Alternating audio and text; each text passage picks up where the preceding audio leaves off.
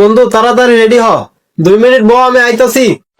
বাবা হাসিবুল, তোমার মায়ের শরীর কেমন, সুস্থ আছে? বুঝলাম না, আম্মা আবার কখনো সুস্থ হইলো?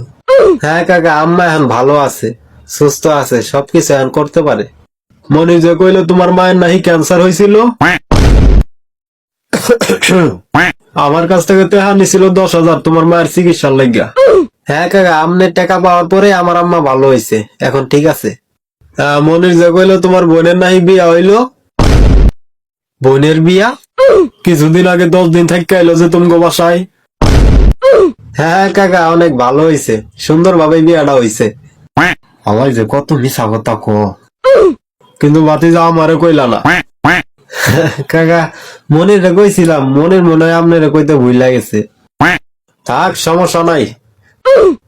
তা তোমার লাভ ম্যারেজ কেমন চলতেছে? কা কা তোমার? This is the end.